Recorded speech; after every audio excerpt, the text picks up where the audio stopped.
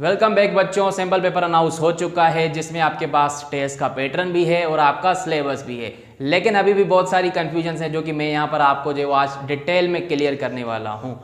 तो ये जो हमारे पास सैम्पल पेपर्स आए हैं, अगेन वो दो किस्म के आए हैं। एक ये हमारे पास इंजीनियरिंग डिपार्टमेंट्स के लिए जिनके टेस्ट का पैटर्न क्या है, इंग्लिश के 40, मैथ्स के 40, लेकिन यहाँ पर मैथ्स में आपके पास बेसिक मैथ भी होगी और उसके साथ प्री कैलकुलस भी होगी।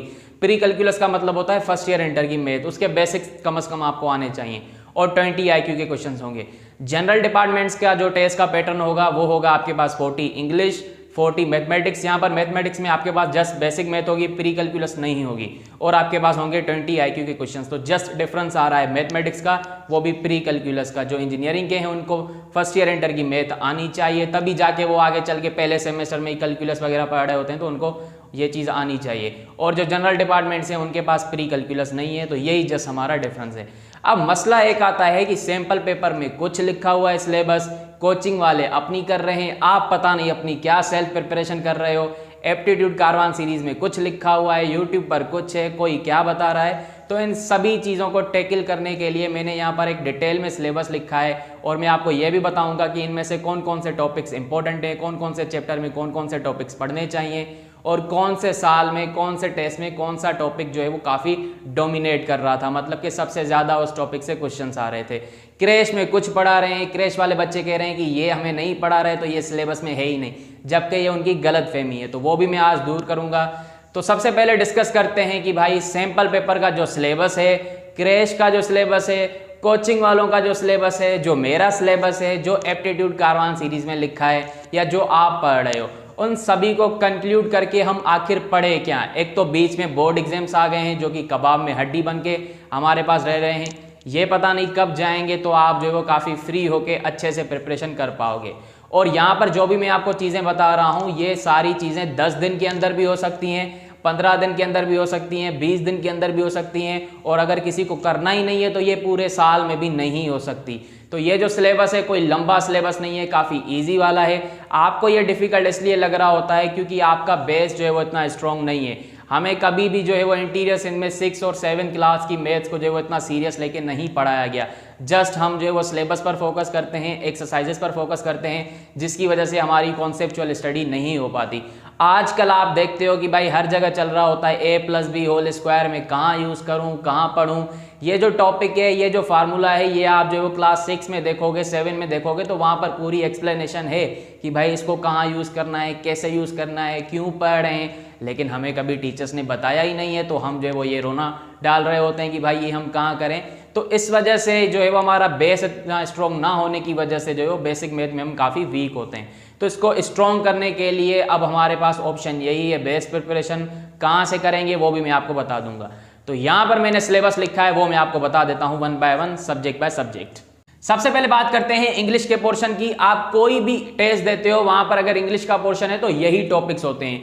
आप क्रैश में चले जाओ, किसी कोचिंग में चले जाओ, या इवन मुझसे पढ़ोगे या खुद से पढ़ोगे, यही टॉपिक्स पढ़ोगे, और सैंपल पेपर में भी यही टॉपिक्स हैं। तो हमेशा मैंने जब भी देखा है ये IBA का टेस्ट, तो वहां पर क्वेश्चन नंबर 1 होता है रीडिंग कंप्रीहेंशन। रीडिंग कंप्रीहेंशन में क्या होता है, आपके पास एक पैसेज गिवन होगा, उस पैसेज से रिलेटेड आपके पास 5 या 10 क्वेश्चन आ रहे होंगे। तो वहां पर ये जो 5 और 10 क्वेश्चंस होंगे वो उस पैसेज से रिलेटेड ही होते हैं। लेकिन कभी कभी क्या होता है, अपनी नॉलेज भी काफ़ी ज़्यादा आपको हेल्प कर रही होती है। जैसे लेट सपोज कभी जो है वो आपके पास जैसे जो है वो कायदे आज़म से रिलेटेड आ गया और आपको कायदे आज़म के बारे में बहुत ज़्यादा पता है, आपने काफ़ी चीज़ें पढ़ी हुई हैं, तो आपके लिए काफ़ी चीज़ें आसान हो जाती हैं रीडिंग कंप्रीहेंशन में, क्योंकि आपकी अपनी नॉलेज भी काफ़ी ज़्यादा हेल्प कर रही होती है चीज़ों को अंडरस्टैंड करने में। तो अगर आपके पास नॉलेज अच्छी है और आपकी प्रैक्टिस अच्छी है तो आप जो है आसानी से रीडिंग कंप्रीहेंशन कर लेते हो। और पास पेपर से इसके देख लो, क्योंकि कभी कभी जो है वो पास पेपर से मैंने देखा है रीडिंग कंप्रीहेंशन आ जाती है। बाकी इतनी टफ नहीं देते, काफ़ी ईजी देते हैं। अगर आप थोड़ी बहुत भी अच्छे से प्रैक्टिस करोगे ना तो ये रीडिंग कंप्रीहेंशन के 5 क्वेश्चन हो या 10 क्वेश्चन हो, 10 में से 10 ले सकते हो। ये टॉपिक हलवा होता है, लेकिन जो है वो आपने अच्छे तरीके से नहीं पढ़ा होता, आपने जो है वो अंडरस्टैंडिंग नहीं की होती चीज़ों की, तो इसलिए आपको वहाँ पर थोड़ा बहुत इश्यू होता है। तो अच्छे से प्रैक्टिस करके जाओ तो आपके लिए ये मार्क्स जो हैं वो काफ़ी फ्री हो जाएंगे। उसके बाद हमारे पास टॉपिक आता है वोकैबुलरी का। इसमें काफ़ी बच्चे कंफ्यूज होते हैं कि भाई हम पढ़ें क्या, बहुत सारे एंटोनिम्स हैं, सिनोनिम्स हैं। तो देखो कुछ टेस्ट होते हैं जिनमें डायरेक्ट आपसे वर्ड की मीनिंग या जो है वो एंटोनिम पूछा जाता है, अपोजिट मीनिंग पूछी जाती है। लेकिन कभी कभी क्या होता है, वोकेबलरी कॉन्टेक्स्ट के अंदर आ रही होती है, तो कॉन्टेक्स्ट क्लूज आप पढ़ लो।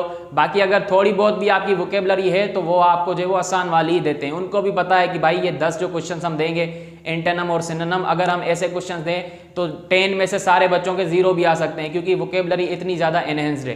तो इसलिए वो आपको ईजी वाले ही देते हैं, जो आप ज़्यादातर डेली लाइफ में वोकेबलरी यूज़ करते हो, देखते हो, सुनते हो, ड्रामाज में, टीवीज़ में, या इवन जब आप कोई कमेंट्री देख रहे होते हो क्रिकेट की या किसी भी स्पोर्ट्स मैच की, तो उन्हीं में से रिलेटेड आपके पास वर्ड्स होते हैं। ज़्यादातर आप देखोगे टेस्ट में जब बैठोगे वर्ड्स आएंगे तो आपको लगेगा कि वाकई यार ये मैंने सुना हुआ है, वाकई ये मैंने कहीं ना कहीं यूज़ किया हुआ है। तो वोकेबलरी आसान सी आती है। मैं बस सजेस्ट करता हूँ कि वोकेबलरी इन कॉन्टेक्स्ट वाला टॉपिक पढ़ लो, और बाकी तो इसमें कुछ है नहीं, तो आप जो है वो ये भी मार्क्स ले सकते हो।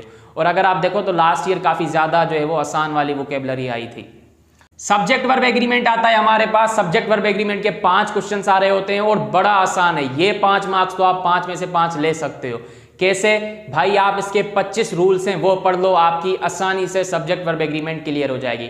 मैंने जितने भी टेस्ट देखे हैं वहां पर सब्जेक्ट वर्ब एग्रीमेंट के वही रूल्स यूज हो रहे होते हैं जो कि मैंने 25 पढ़ाए हुए होते हैं, या जो आपके पास 25 रूल्स मौजूद हैं वो आपको एप्टीट्यूड कारवान सीरीज में भी मिल जाएंगे, वो आपको वेबसाइट्स पर भी मिल जाएंगे। तो बस इसके रूल्स को अच्छे से पढ़ लो, प्रैक्टिस कर लो, ये 5 तो हो ही जाएंगे आसानी से। ठीक है, अच्छा ये मैंने बता दिया 10 या 5 इसके आते हैं, 10 इसके आते हैं, 5 एंटोनिम, 5 सिनोनिम और 5 इसके आते हैं।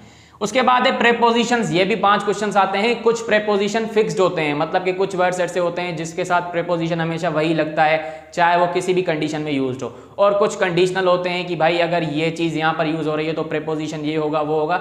तो ये भी काफ़ी बच्चों को डिफिकल्ट लग रहा होता है, लेकिन अगर आप इसके बेसिक रूल्स को पढ़ लो ना तो फिर आपका हो ही जाता है। इतना टफ नहीं देते भाई, मैं बार बार कह रहा हूँ। उनको भी पता है कि हमें टेस्ट कैसे निकालना है, बच्चों का क्या लेवल है, रेशो क्या रखना है, तो ये सारी चीज़ें रख कर ही वो टेस्ट बना रहे होते हैं। तो इसके अगर आप बेसिक रूल्स भी पढ़ लो ना कि भाई एट कहाँ यूज़ होता है, इन कहाँ यूज़ होता है, ऑन कहाँ यूज़ होता है, ऑफ कहाँ यूज़ होता है, डाउन का यूज होता है, फॉल का यूज होता है, तो ये सारी चीजें जो है वो आपके लिए काफी आसान कर देंगी और आप प्रेपोजिशंस भी आसानी से कर रहोगे।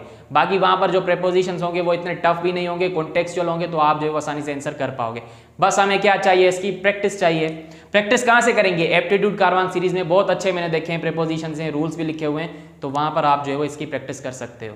बाकी अगर आप क्रैश में पढ़ रहे हो तो वहां पर भी पढ़ा रहे होंगे ये, क्योंकि इसका जो है वो इंपॉर्टेंट टॉपिक है, 5 क्वेश्चन हैं। मैनुअल में भी आपके पास ये है, मैनुअल में है और सैंपल पेपर में भी है। मैं बार बार मैनुअल बोल रहा हूँ लेकिन मुझे बोलना सैंपल पेपर है। ठीक है, अब बात करते हैं एरर डिटेक्शन की, जिसके बारे में बच्चों को पता ही नहीं होता कि भाई इसकी प्रिपरेशन कैसे करनी है। एरर डिटेक्शन कोई अलग से टॉपिक नहीं है, ये सारे जितने भी ग्रामर के टॉपिक्स हैं ये इनकी एप्लीकेशन है। जब आपके पास सारी ग्रामर की नॉलेज हो जाए, जब आप पूरी प्रिपरेशन कर लो, तब जाके आप एंड में एरर डिटेक्शन के टॉपिक को करो।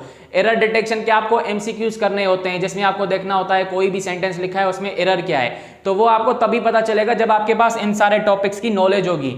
ज्यादातर एरर डिटेक्शन किस रिलेटेड आएगी, आपके पास जो वो सब्जेक्ट एग्रीमेंट से रिलेटेड आएगा कि भाई वर्ब में कोई एरर होगा, कोई प्रेपोजिशन में एरर होगा, कोई आर्टिकल में रिलेटेड जो है वो एरर होगा, या आपको जो वो कोई पार्ट्स ऑफ स्पीच में एरर दे देंगे, या आपको जो है वो कोई ऐसे तरह का आप ये समझ सकते हो कि पैरेललिज्म से रिलेटेड भी कभी कभी एरर आ जाता है। कभी कभी आपने देखा है कि आपके सामने सेंटेंस ऐसा लिखा होता है कि भाई वो प्रॉपर वे में ही लिखा है, वो बिल्कुल सही लिखा है, मीनिंग भी सही दे रहा है, उसमें कोई इशू नहीं है, लेकिन इसमें कभी कभी एक इशू होता है पैरेललिज्म का, जो कि एक छोटा सा टॉपिक है, आप जल्दी से कवर कर लोगे, 5-10 मिनट का टॉपिक है, तो वो भी अगर पढ़ लो तो इन तरह के क्वेश्चंस को भी सोल्व कर पाओगे। तो एरर डिटेक्शन कोई नया या अलग से टॉपिक नहीं है, उसमें रिलेटेड एरर्स वही आएंगे जो आपने ग्रामर पढ़ी है। तो जब आपको लगे कि मैंने सारी प्रिपरेशन कर ली है, तो उसके एंड में बैठकर जो है वो आप एरर डिटेक्शन के जो है वो एमसीक्यूज को सोल्व करो, ताकि जो है वो आपकी रिवीजन भी हो जाए और आपके जो 5 एमसीक्यूज आने वाले हैं इससे रिलेटेड उसकी भी प्रैक्टिस हो जाए। और अगेन इजी वाले देते हैं, ये जो आपको मैंने टॉपिक्स बताए, प्रेपोजिशन, सब्जेक्ट वर्ब एग्रीमेंट, या आगे चल के टेंसेस पर मैं आपको बताऊंगा, या जो आपके पास पैरेललिज्म की मैंने बात कर ली, तो अगर आप बहुत सारे क्लियर कर लेते हो तो आपकी ये भी जो है वो काफ़ी चीज़ें आसान कर देता है।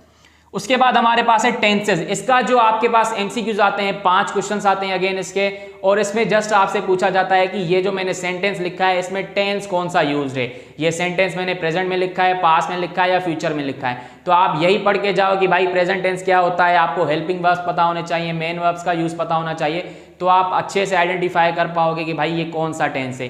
इसके हमेशा 5 क्वेश्चन दिए आते हैं और उन 5 में यही पूछा जाता है कि भाई ये कौन सा टेंस है, और काफ़ी ईजी आता है इसमें, तो आपको 5 में से 5 ही लेने हैं, सवाल ही पैदा नहीं होता कि इसमें कोई बच्चा जो है वो 4 भी मार्क्स ले ले, तो ये इतना ईजी होता है। जस्ट सेंटेंस लिखा होगा और आपको बताना है कि भाई ये कौन सा टेंस है, ठीक है।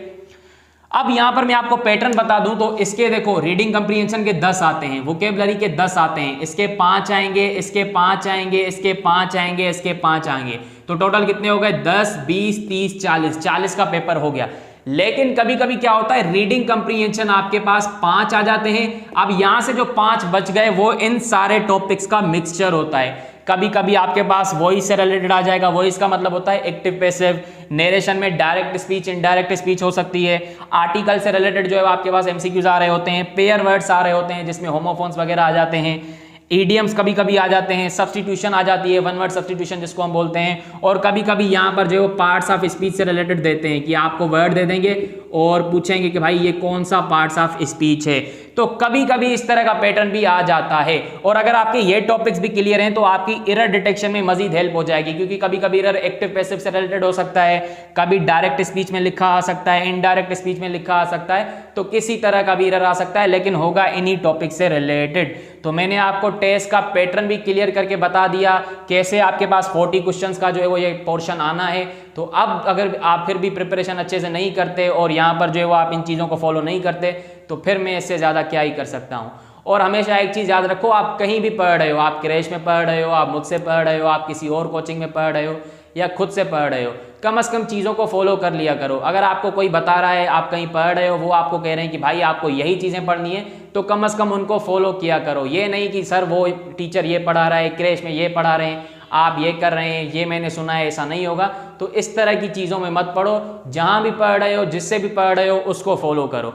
बाकी ये मैंने आपको डिटेल में बता दिया। अगर आपने इसका 20-30% भी अच्छे से फॉलो कर लिया तो भाई 40 में से 40 क्या, आप कितने भी मार्क्स ले सकते हो, मतलब ज़्यादा नहीं, 40 में से मैक्सिमम 40 भी ले सकते हो, या कम से कम 30 प्लस तो फिर जा ही सकते हो। तो ये पोर्शन मैंने आपको क्लियर करवा दिया। अब हम आते हैं आईक्यू के पोर्शन के ऊपर, जो कि मैंने यहाँ पर लिखा है। आपके पास कोई भी टेस्ट हो, डायरेक्ट टेस्ट का, इंजीनियरिंग का हो या नॉन इंजीनियरिंग का हो, अब आईक्यू यहाँ पर कांस्टेंट है। और अगर आप देखो तो बाकी सारे ऐसे भी टेस्ट होते हैं जहाँ पर आईक्यू का पोर्शन होता है, तो वहाँ पर भी यही सिलेबस है। तो सबसे पहला टॉपिक आता है हमारे पास सीक्वेंस एंड सीरीज का। इसमें क्या होता है, आपके पास सीरीज गिवन होगी या कोई सीक्वेंस गिवन होगी, आपको जो है वो उसका नेक्स्ट टर्म वगैरह आइडेंटिफाई करना होता है। तो सीक्वेंस एंड सीरीज को पढ़ के जाओ। इसका एक चैप्टर होता है सीक्वेंस एंड सीरीज के नाम से ही, तो वो पढ़ के जाओ मैथमेटिक्स का, तो आपकी जो है वो काफ़ी हेल्प हो जाएगी। उसके बाद कोडिंग डिकोडिंग, ये भी आपका एक आईक्यू का ही टॉपिक है, समझ सकते हो।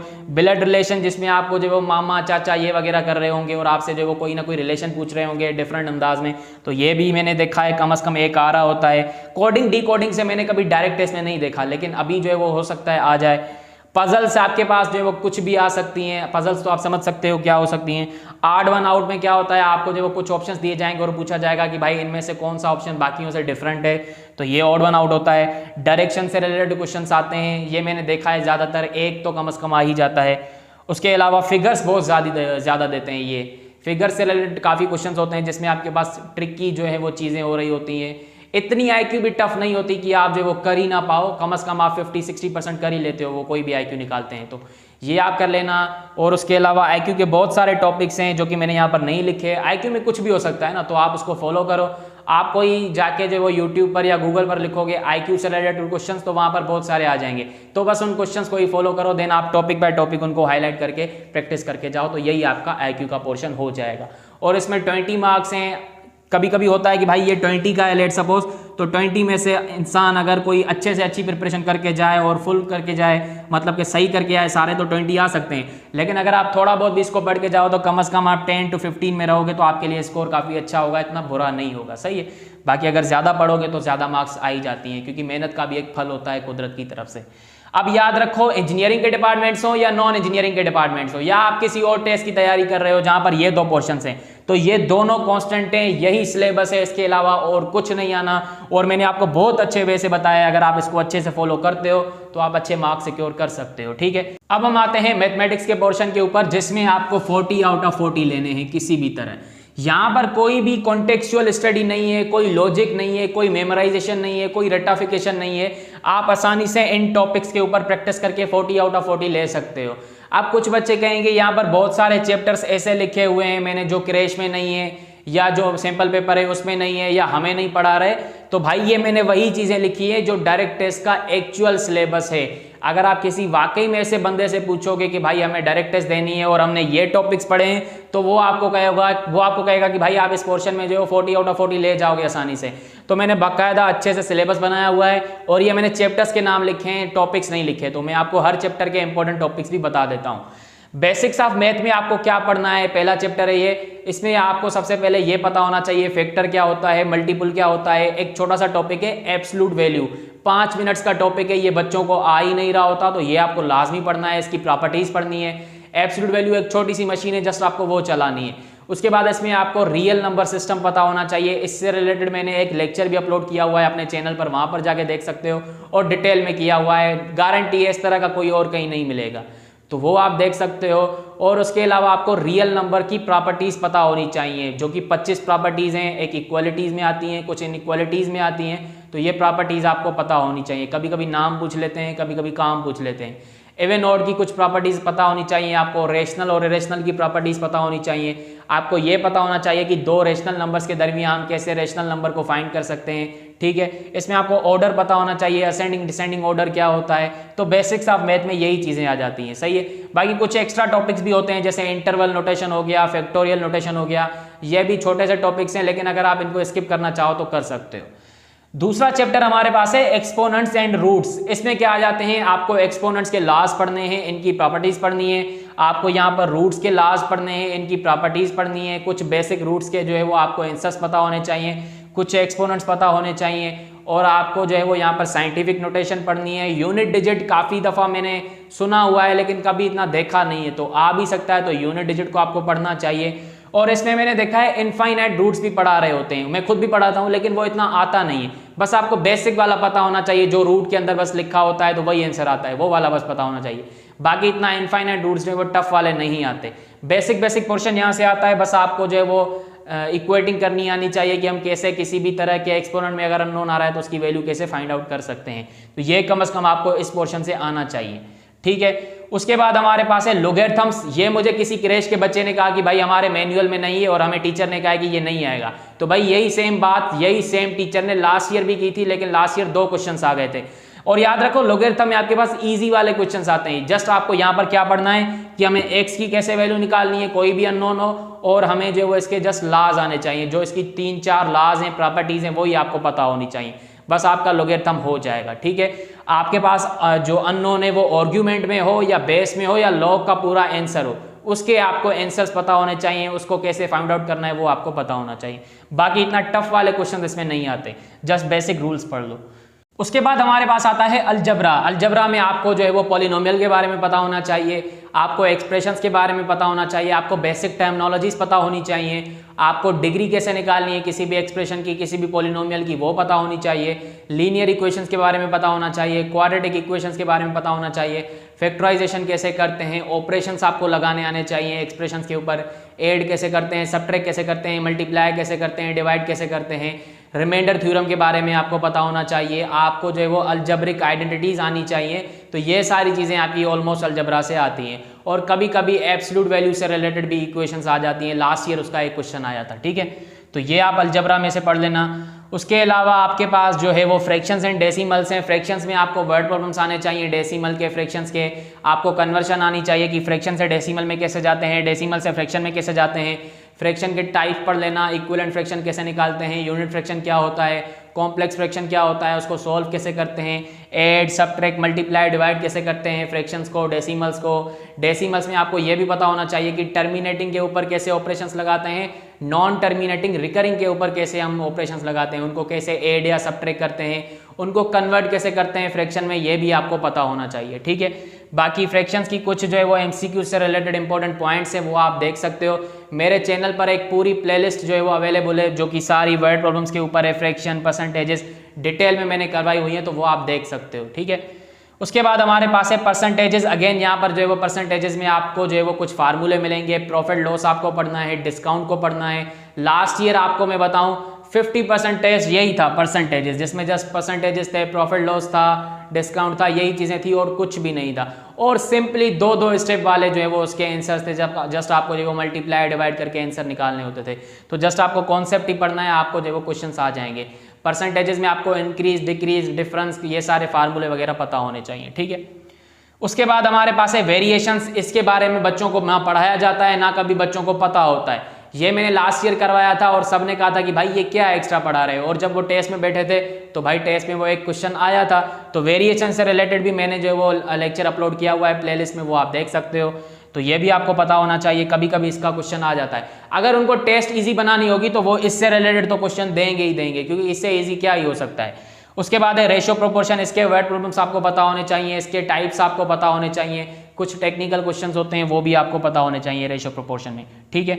उसके बाद याद रखो ये जो फ्रैक्शन, परसेंटेजेस, वेरिएशन और रेशियो प्रोपोर्शन, ये चारों टॉपिक्स रिलेटेड है। इनके मिक्स में भी क्वेश्चंस आ जाते हैं। लाइक कभी कभी परसेंटेजेस में डेटा रेशियो में गिवन होगी, कभी कभी फ्रैक्शन में डेटा रेशियो में गिवन होगी। तो ये भी आपको कन्वर्शन आनी चाहिए कि कैसे हम जो है वो रेशियो प्रोपोर्शन में रहते हुए ही परसेंटेजेस को सॉल्व कर सकते हैं, या इनको एक दूसरे में कन्वर्ट कैसे कर सकते हैं। तो ये भी आपको पता होना चाहिए।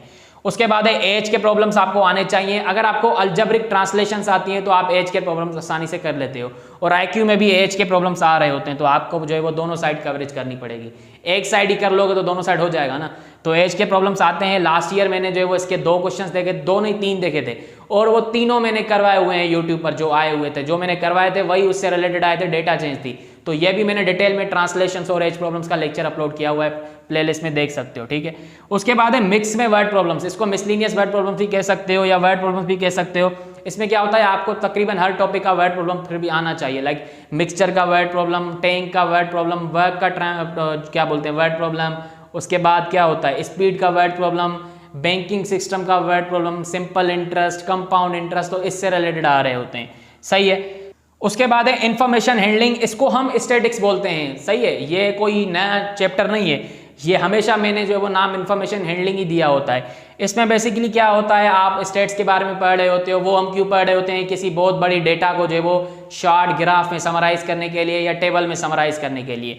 तो इंफॉर्मेशन हैंडलिंग में क्या आता है, mean, mode, median, average, frequency, यही आता है, और इसमें कुछ भी नहीं आता। तो इसके बेसिक कॉन्सेप्ट पढ़ लो तो आसानी से हो जाएगा, ठीक है। और इसके इतने कोई डिटेल में नहीं देते, बेसिक वाले देते हैं जो आप मैट्रिक लेवल तक देखते हो, ठीक है। अच्छा, ये जो सिंध बोर्ड का पुराना बुक है ना मैथ वाला, उसमें इंफॉर्मेशन हैंडलिंग का अच्छे से चैप्टर डिफाइंड है, वो आप वहाँ से पढ़ सकते हो, ठीक है। बाकी आप अगर कहीं पढ़ रहे हो तो वहाँ पर भी पढ़ा सकते हैं।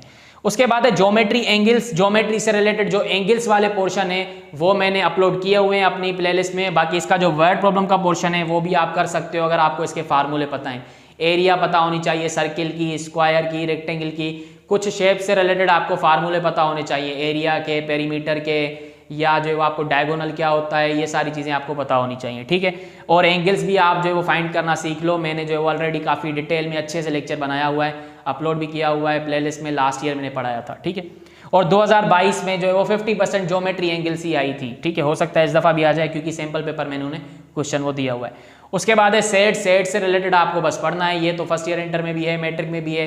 क्लास 6 से लेके कोई इंटरमीडिएट तक तो हम सेट्स का पहला चैप्टर ही पढ़ रहे होते हैं। तो सेट्स आपको पता होनी चाहिए। सेट्स में क्या है, ऑपरेशंस आने चाहिए, union, intersection, difference, symmetric difference, ये आपको पता होने चाहिए। इनमें प्रॉपर्टीज कौन सी लगती हैं, इसके कुछ लॉज होते हैं, इसका वेन डायग्राम आपको आना चाहिए, और इसके टाइप्स आने चाहिए, सबसेट क्या होता है, और इसके फॉर्म भी आपको आने चाहिए, बिल्डर फॉर्म, डिस्क्रिप्टिव फॉर्म और टेबुलर फॉर्म। अब यहाँ तक जो पोर्शन था सेट्स तक, ये आपका आएगा नॉन इंजीनियरिंग के डिपार्टमेंट्स में, ठीक है। ये जो आपके पास इंग्लिश का पोर्शन है, आईक्यू का पोर्शन है, और यहाँ पर सेट्स तक का मैथ का पोर्शन, ये आपका आएगा नॉन इंजीनियरिंग डिपार्टमेंट से। और यहाँ पर ये जो इंग्लिश का पोर्शन, आईक्यू का पोर्शन, और ये पूरा पोर्शन प्री कैलकुलस के साथ, ये आएगा इंजीनियरिंग डिपार्टमेंट्स में, ठीक है। तो ये प्री कैलकुलस क्या होती है, ये होती है फर्स्ट ईयर इंटर की मैथ, जिसमें आपको जो है वो कॉम्प्लेक्स नंबर के बारे में पता होना चाहिए, आपको सेट्स के बारे में पता होना चाहिए, आपको आयोटा के बारे में पता होना चाहिए, आपको ओमेगा के बारे में पता होना चाहिए, आपको मैट्रिसेस के बारे में पता होना चाहिए, आपको स्लोप्स के बारे में पता होना चाहिए, आपको distance formula, mid point formula ये पता होने चाहिए, आपको जो है वो ट्रिग्नोमेट्री आनी चाहिए, आपको जो है वो सोल्यूशन ऑफ ट्रायंगल आना चाहिए, और आपको जो है वो डेरिवेट करना आना चाहिए किसी भी ट्रिग्नोमेट्रिक फंक्शन को या किसी भी चीज़ को, तो डेरिवेशन पढ़ लेना, बेसिक वाली, इतनी डिटेल में नहीं। इंटीग्रेशन कैसे करते हैं वो आपको पता होनी चाहिए। उसके अलावा इक्वेशन ऑफ सर्किल क्या होती है, हाइपरबोला, पैराबोला, एलिप्स, इनको पढ़ लेना, और थोड़ा बहुत जो है वो आप वेक्टर्स को पढ़ लेना। बाकी इतना टफ नहीं आता, प्री कैलकुलस में ईजी वाली चीज़ें आपको देंगे, ठीक है। तो ये मैंने आपको पोर्शन बता दिए, इंग्लिश के, मैथ के, आईक्यू के, काफ़ी डिटेल में बताए हैं, अच्छे से बताए हैं। अगर सही से फॉलो करोगे तो 100 में से 80 ले सकते हो, 70 ले सकते हो, 90 भी ले सकते हो। बस आपका गोल अच्छा होना चाहिए, आपका एम अच्छा होना चाहिए और उसके पीछे हार्डवर्क होनी चाहिए, ठीक है। अब मैं आपको ये कुछ चीज़ें डिफाइन कर लेता हूँ कि भाई क्रैश वाले, सेल्फ वाले और कोचिंग वाले कौन से जो है वो सही पैटर्न में जा रहे हैं। तो भाई तीनों सही जा रहे हैं। क्रैश वाले पता नहीं क्यों समझ रहे हैं कि भाई अगर हम क्रैश में हैं तो बस हमारा एडमिशन हो जाएगा, क्योंकि जिस यूनिवर्सिटी में जाना है वही हमें पढ़ा रहे हैं कि यहाँ कैसे आना है, तो हम जो है वो चले जाएंगे वहाँ पर। तो भाई ऐसा बिल्कुल भी नहीं है। बहुत से बच्चे क्रैश से पढ़ते हैं फिर भी नहीं हो पाते, क्योंकि उनका अपना एफर्ट नहीं होता। और एक चीज़ मैं आपको सच्ची वाली बताऊं कि जो क्रैश में आपको पढ़ा रहा है और जो डायरेक्ट टेस्ट बनाएगा, हैं तो दोनों आईबीए के, लेकिन जो क्रैश में पढ़ा रहा है और जो टेस्ट बनाएगा उनके दरमियान कोई कनेक्शन नहीं होता। ना कभी क्रैश में पढ़ाने वाले ने टेस्ट बनाने वाले को बताया होता है कि मैंने ये चीजें पढ़ाई हैं, ना कभी टेस्ट बनाने वाले ने क्रैश में पढ़ाने वाले को बताया होता है कि भाई मैंने टेस्ट यहां से बनाना है तो आप ये पढ़ा लो। तो ये चीज आपको पता होनी चाहिए, ये मैं लिटरली बोल रहा हूं, ठीक है। बाकी ये जो सेल्फ वाले बच्चे हैं ये फिर भी सही डायरेक्शन में, इनको मैंने सिलेबस बता दिया है तो अब इनको जो है वो कोई इशू नहीं होना चाहिए। कोचिंग वाले अपने कोचिंग वाले स्टाफ को ही फॉलो करें और मेरे बच्चे मुझे ही फॉलो करें, सही है। उसके बाद है ब्रेव एंड पेशेंस, ये मैंने खुद की तरफ से लिखा है। भाई आप लोगों में से मैंने बहुत से बच्चे देखे हैं कंफ्यूज हैं, डिप्रेस्ड हैं, परेशान बैठे हैं और उनके माइंड में अभी यही है कि बस अगर यहाँ नहीं हो पाया तो सब खत्म हो जाएगा या जो है वो उनको काफ़ी दुख होगा। तो दुख वाली बात होनी चाहिए, क्योंकि एक अच्छा इदारा है, यहाँ पर आपको आना चाहिए। बाकी लिटरली मैं बता रहा हूँ अभी भी बहुत सारे दिन पड़े हुए हैं, अभी से ये शुरू कर दो ना तो टॉप कर सकते हो अभी से। चाहे कोई ऐसा बच्चा हो जो काफ़ी टाइम से पढ़ भी रहा है, उसको तो रिजल्ट अपना मिलेगा, लेकिन आप भी अगर अभी से स्टार्ट करोगे तो आपको भी अपना रिजल्ट मिलेगा। तो थोड़े से बहादुर बनो, हर कोई आपके साथ खेल रहा है, आप क्यों नहीं खेल रहे। मतलब कि खेलना कोई मैं उल्टा सीधा नहीं कह रहा, मैं बोल रहा हूँ कि आप क्यों नहीं वो चीज़ें अचीव कर पा रहे जो आप दूसरों को अचीव करता हुआ देख रहे हो। और एवरेज बच्चा आईबीएम में चल जाता है। किसी से भी पूछोगे ना कि भाई आईबीएम में कौन सर्वाइव कर सकता है, तो एवरेज बच्चा भी है तो वो सर्वाइव कर सकता है। जैसे मैं भी एवरेज हूँ तभी सर्वाइव कर रहा हूँ, वरना जो है वो एवरेज से कम वाले बच्चे यहाँ पर सर्वाइव नहीं करते। तो एवरेज बच्चों पर ही डिपेंड करता है किसी भी चीज़ का रिजल्ट या किसी भी इंस्टीट्यूशन की क्या बोलते हैं सक्सेस रेशो को, क्योंकि टॉपर वाले बच्चे होते हैं वो खुद ही निकल जाते हैं और जो बिल्कुल ही लोअर कैटेगरी में होते हैं जिनको कोई फर्क नहीं पड़ता तो उनके लिए कोई कुछ भी करे वो कुछ नहीं कर पाएंगे। लेकिन जो बीच के बच्चे होते हैं, जो एवरेज होते हैं, वही टारगेट होना चाहिए किसी भी इंस्टीट्यूशन का कि हम उनको कैसे आगे लेके जा सकते हैं। तो एवरेज बच्चे भी हो तो कर पाओगे, अभी से मेहनत करो, मिल जाएगा। जितना पढ़ोगे, जितनी मेहनत करोगे उतना रिजल्ट मिलेगा। और थोड़ा सा पेशेंस भी रखना है, जैसे कि ST HP और फाउंडेशन वालों को, उनके बारे में बात कर लेते हैं यहीं से कि भाई आपके पास अब रिजल्ट आ चुका है। टॉप 100 वालों को स्कॉलरशिप मिलेगी ST HP में, लेकिन जो टॉप 100 में नहीं है और अगर उनकी CGPA 2.2 से ऊपर है, पास्ड है, फिर भी उनको डिपार्टमेंट मिल जाएगा। फिर वो डिपेंड करता है कौन सी सीट्स में वो बच जाती हैं, तो आपको जो है वो अच्छा डिपार्टमेंट मिल ही जाएगा। आपको जो है वो अभी क्या करना है, अभी थोड़ा सा पढ़ना है, बाकी रेस्ट करना है, फैमिली को टाइम देना है, क्योंकि जैसे ही आपके फर्स्ट सेमेस्टर की क्लासेस स्टार्ट होंगे तो आप जो है वो बिल्कुल ही बिजी हो जाओगे। 9 to 5 जॉब की तरह आप जो है वो हो जाओगे बिल्कुल ही। तो अभी से एंजॉय करो, कोई टेंशन ना लें कि आगे बहुत बड़ा कोई जहान है तो हम अभी से पढ़ना शुरू कर दें। अभी एंजॉय करो और जितनी गर्मी है बैठो घर पे। उसके बाद है 0312578951। ये क्या है, ये मेरा व्हाट्सअप नंबर है। अगर आपको कोई भी इशू होता है तो आप मुझसे जो है वो कॉन्टैक्ट कर सकते हैं, सिर्फ और सिर्फ व्हाट्सअप करनी है। और चीज़, अगर आपको ये सारी चीज़ें मुझसे पढ़नी है और ये जो भी मैंने आपको पैटर्न बताया आपको एक ही जो है वो फॉर्मेट में चाहिए। अभी देखो यहाँ पर जितने भी टॉपिक्स हैं वो आपको जो है वो बाकायदा मटेरियल कलेक्ट करना पड़ेगा। तो अगर आप चाहते हो कि कोई आपको कोर्स चाहिए, आपको सारी चीज़ें मिल जाएँ, तो मेरे पास रिकॉर्डेड कोर्स है जो कि मैंने 1 by 1 पूरा बनाया हुआ है। लेक्चर होता है, वर्कशीट होता है, सारी चीज़ें होती हैं प्रिपरेशन की, बहुत दफ़ा बताया हुआ है। अगर आपको कंप्लीट कोर्स ज्वाइन करना है तो उसकी फ़ी क्या है, 7,500। और अगर आपको एक सब्जेक्ट ज्वाइन करना है कोई भी तीनों में से तो आपके पास होगी 5,000 फ़ी फॉर 1 सब्जेक्ट। और अगर आप चाहते हो कि मैंने प्रिपरेशन सारी कर ली है, मैं जस्ट टेस्ट अटेम्प्ट करना चाहता हूँ, वर्कशीट्स को सॉल्व करना चाहता हूँ, प्रैक्टिस टेस्ट देना चाहता हूँ, तो वो भी आप ले सकते हो मुझसे तीनों सब्जेक्ट्स की सिर्फ और सिर्फ 2,500 में। अब ये आपको इन्वेस्टमेंट करनी पड़ेगी तभी जाके आपको सारी चीज़ें मिलेंगी। आजकल फ्री में आपको सारी चीज़ें नहीं मिल रही होती। बाकी अगर आपको थोड़ी बहुत अच्छे से प्रिपरेशन करनी है तो मेरी प्लेलिस्ट भी अवेलेबल है यूट्यूब पर, वो भी देख सकते हो। ठीक है, इन्वेस्टमेंट करता है कोई तो तब जाके उसको थोड़ा सा अंदाजा होता है कि मुझे ये चीज़ें फॉलो करनी चाहिए, वरना फ्री में लोग जो है वो वैल्यू नहीं देते। बाकी आप मेहनत भी देख सकते हो, तो इतना तो जो है वो हक बनता है किसी बंदे का जो इतनी मेहनत कर रहा है। तो मैंने आपको डिटेल में सारी चीज़ें बता दी। आई होप आपको जो वो लेक्चर अच्छा लगा होगा। ये जो भी मैंने आज का बताया आपको, मैंने पहले कहा हुआ था कि डिटेल में करवाऊंगा, पहले मेरे पास इतना टाइम नहीं था, अभी मैं फ्री हूँ तो मैं करवा रहा हूँ। बाकी जो भी चीज़ें होंगी तो मैं आपको आने वाले वीडियोज़ में भी बताऊँगा। फॉलो करना है बस इन चीज़ों को अच्छे से। एंड वंस अगेन तो नहीं, पहली दफ़ा ही कह रहा हूँ, best of luck to all of you. बाकी मैं फिर भी कहूँगा, पैनिक होने की ज़रूरत नहीं है, टेंशन लेने की ज़रूरत नहीं है, बड़ा ही आसान सा टेस्ट होता है, बस मेहनत करते रहें। अल्लाह हाफिज़।